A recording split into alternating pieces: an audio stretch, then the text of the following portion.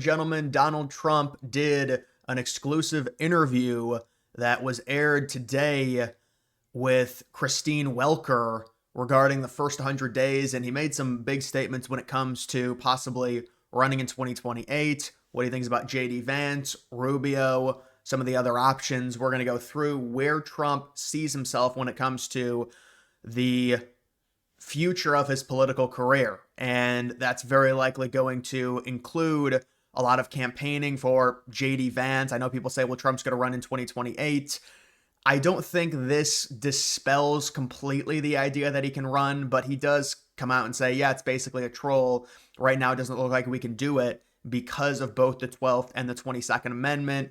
Originally, Trump people said, well, he can run with the 22nd Amendment as the VP, but if you go back to the 12th Amendment, he's ineligible to run as VP because he's already served 2 terms.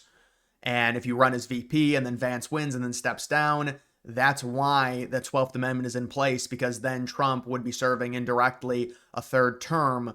My thought is that they're going to try and get around it through some type of loophole involving consecutive terms, considering Trump ran from 2017 to 2021, or I guess he ran in 2016 and then won and then served his 1st term, then sat out 4 years, served his 2nd term. So he hasn't done 2 continuous terms. But let's just go through this. You can see President Trump tells Christine Welker the whole 2028 campaign gag was just to troll the media.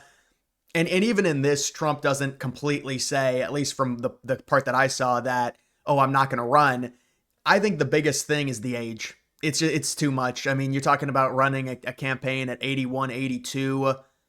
We just dealt with this with Biden. Now, Trump is certainly more mentally capable than Biden. It's not even close. He was more mentally capable at this age than Biden was 7 years ago.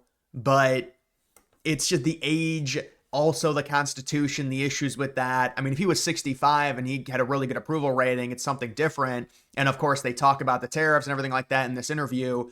And we're going to go through that a little bit. But let's just take a look at this clip here. I'm not going to play the full thing. It's like 4 minutes, but we'll see what this is. The Trump organization is selling hats that say Trump 2028. Yeah. Are you seriously considering a 3rd term, Mr. President, even though it's prohibited by the Constitution? Or is this about staying politically viable? I will say this. So many people want me to do it. Mm-hmm. I have never had requests so strong as that.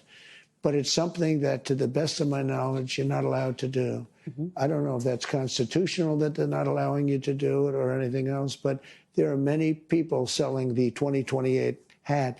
But this is not something I'm looking to do. I'm looking to have 4 great years and turn it over to somebody, ideally a great Republican, to carry it forward. But I think we're going to have 4 years, and I think 4 years is plenty of time to do something really spectacular. The Constitution does prohibit it. Some of your allies are pretty serious about this, though, Mr. President. I've spoken to them. They say they are coming up with potential ways. Well, obviously, the biggest one would be a constitutional amendment. That's because they like the job I'm doing, and it's a compliment. Has anyone in an official capacity presented you with, sir, here are some ideas by which you could actually get a constitutional amendment? Well, in a capacity of being a big supporter of, many people have said different things, but I'm not looking at that. You have built. Right. And so Trump, certainly in 2025, you're not going to try and create this constitutional crisis to where you say, oh, I'm going to run again. But he did dispel that by saying, I'm not looking to do it, and I'm looking to pass off the proverbial torch to hopefully a Republican. So he came out seemingly against the whole idea of 2028. With Trump, you really never know, but it's an age thing. Also, it's a constitutional thing. Even if they can try and find a legal workaround talking about another amendment, well, then that would also open the door possibly for Obama to run, unless they made the amendment a certain way, which they wouldn't be able to because of the amount of Democrat support you need for a new amendment. It would undoubtedly have to also allow Obama to run, although I don't think Obama has nearly as much clout now that he did back when he ran. I mean, the last time he ran was his 2nd term in 2012, so it's been quite a while. But the original thought was, well, the Democrats are desperate. They have no one. And Obama, people say, well, they have no leader. I still think he's probably their leader. Again, he's lost a lot of clout. He's not as popular, but they would be like, well, if Trump runs again, for a third term that would allow Obama, and we have no leader right now, so that would work for us, and hopefully we could get back in power that way because of how dire it is right now within the Democratic Party. Normally, these things tend to work themselves out, although for the Democrats, they really didn't in 2024. I mean, they had two extremely weak candidates. That was from Biden winning in 2020, but still, Biden and Kamala were undoubtedly very, very bad when it came to likability, electability, and we saw with Trump winning in the way that he did. And by the way, there's another update on Kamala that I'm going to get to here in a second. You can see him talking about J.D. Vance. He gives a very similar answer that he gave about 3 months ago in a Fox News interview talking about Vance and others. I know that you are only 100 days in, but as we sit here today, who do you see as your successor, Mr. President? Well, it's far too early to say that, but I do have a vice president, and typically it would be, and JD's doing a fantastic job. He would be at the top of the list? It could very well be. I don't want to get involved in that. I think he's a fantastic, brilliant guy. Marco is great. There's a lot of them that are great.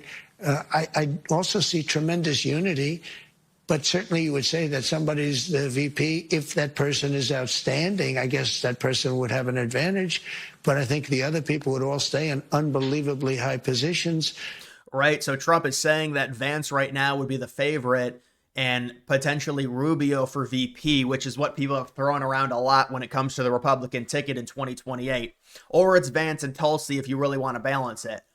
Or Tulsi might just try and run. You know, I've seen betting on Kalshi where they've got Tulsi in second place when it comes to the overall odds. Vance is like 47%. The next highest is like 11 or 10%.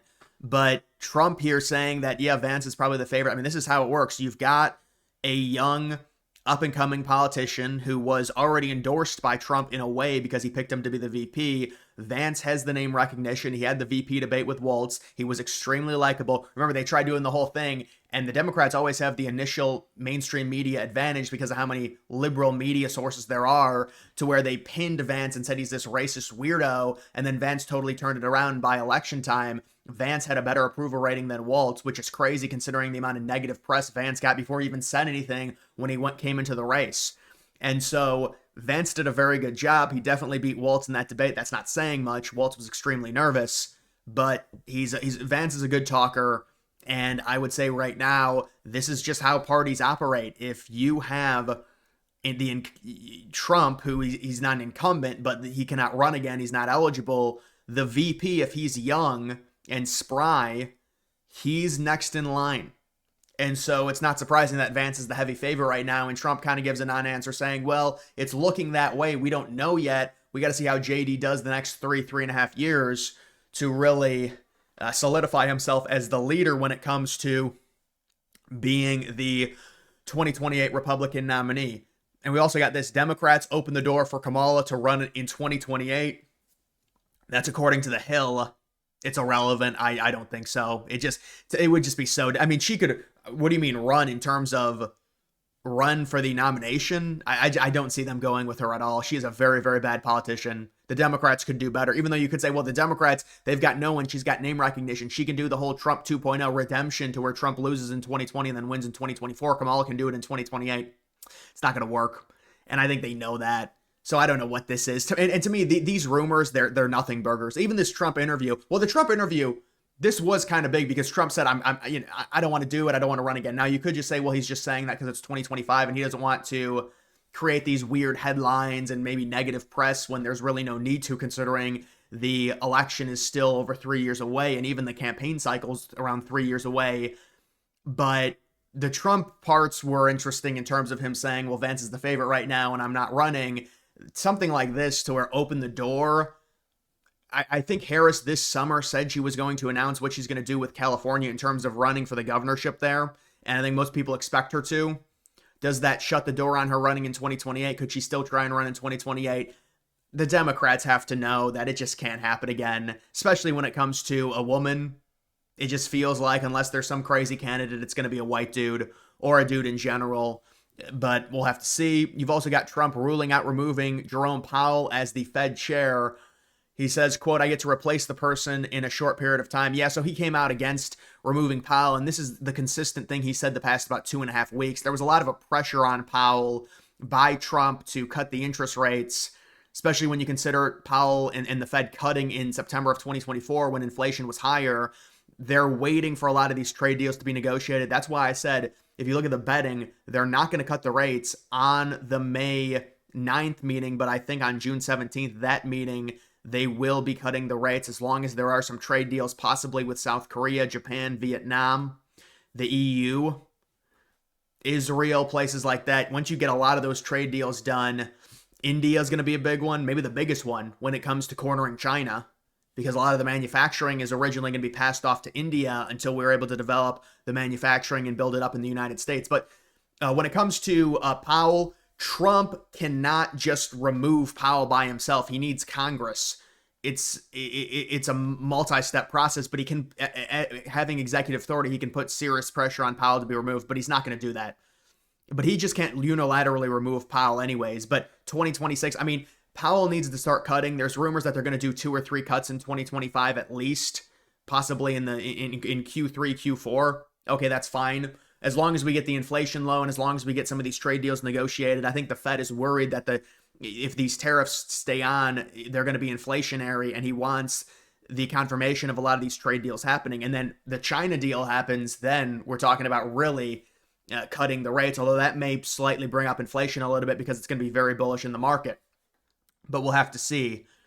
You've also got this. Well, prices are already going up on some popular items. Tires, strollers. This is such a dishonest interview already.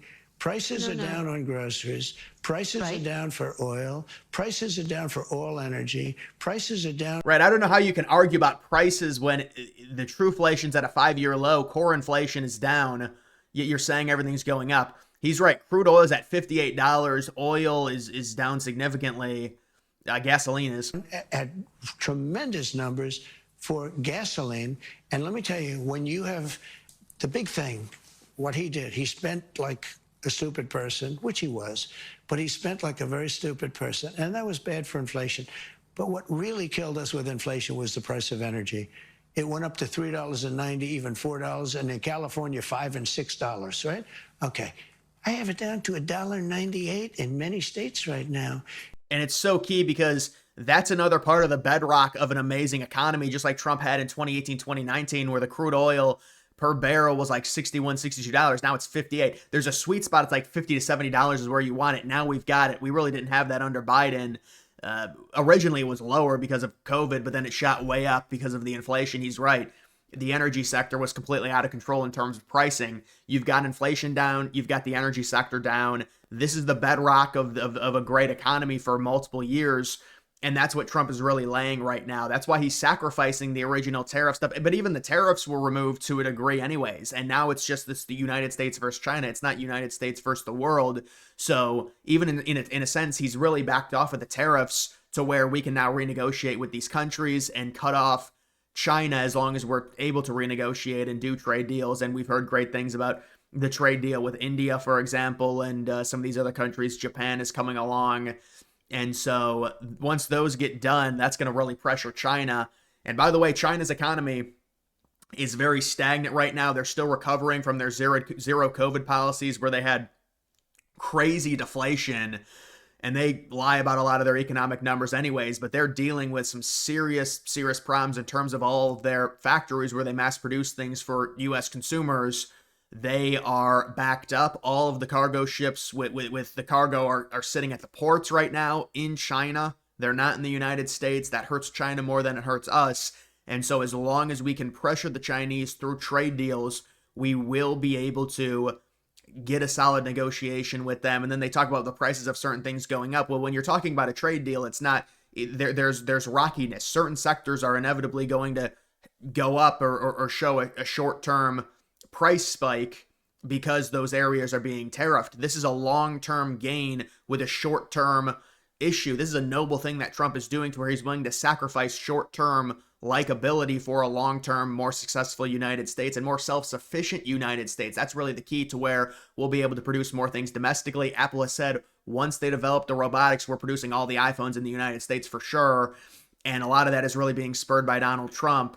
And they're even saying, well, we're going to go to India first because we don't have the factories in the United States, even though they've committed billions and billions of dollars under Trump in terms of investment. It's just like Taiwan with the semiconductors. There's a bunch of semiconductors being built in the United States. They try and give Biden credit when it was really Trump who threatened around a 30% tariff on Taiwan and their semiconductors, which forced them to say, we're going to invest into the United States. And even when Trump hit them with the crazy reciprocal tariff, which wasn't really a reciprocal, it was based on the deficit, but he hit them with like a 60, 70, or 80% tariff, and they said, we're not going to tariff the United States. So there's a lot going on that's positive. When you're talking about prices going up in certain sectors, well, yeah, when there's a trade war going on, that can happen. We cannot deal with, you have to be strong under pressure because the Chinese want Trump to crack. They want him to cave into liberals and say, well, one thing went up in terms of price, so we have to stop all of this. No, no, no, no, no. You have to double, triple, quadruple down. That's why Rand Paul, Collins, Murkowski, all these Republicans who, some of them very moderate in the Senate, you cannot intervene with this Trump trade war. We're too far along now. We're fully in. Now is when we start negotiating with these countries. This is when the good stuff happens when it comes to the trade war. It's been all negative in terms of the market. Well, it actually hasn't been all negative because indirectly inflation has gone down because of the turmoil within the market. And also energy has gone down as well. And that's what he's mentioning.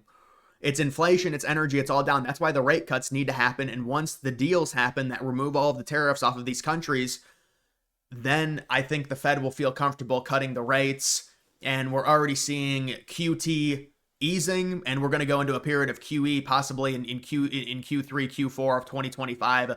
That's projected by experts at Wells Fargo and other banks, and they've said that. So, this is all big stuff. And so, this is a good interview by Trump, but the point of it is when it comes to the tariffs, a lot of the important bedrock indicators for a successful economy are being successfully achieved, like lower prices within the energy sector where they try and say, oh, that means it's a recession. Really, it's a recession. We dealt with all of that fake liberal turmoil in Q1 and the GDP was minus 0.3.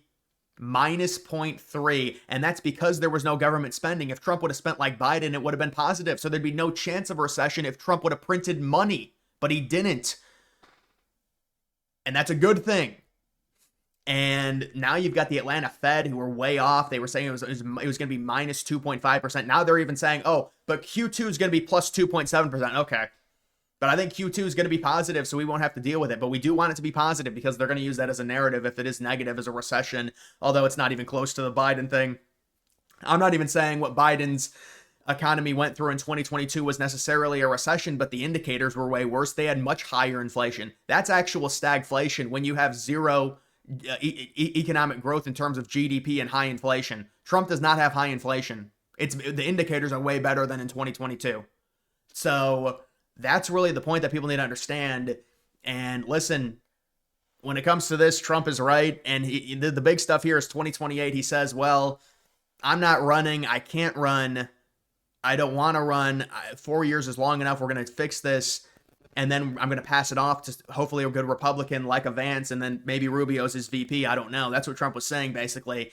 And so he says, well, I'm not running. It's probably going to be Vance, but I don't want to endorse anyone yet because we have to make sure that Vance does a good job. It's a smart non-answer by Trump. So guys, make sure you like this video down below. That's going to do it for this one. Follow me on X. Links to that's always in the description.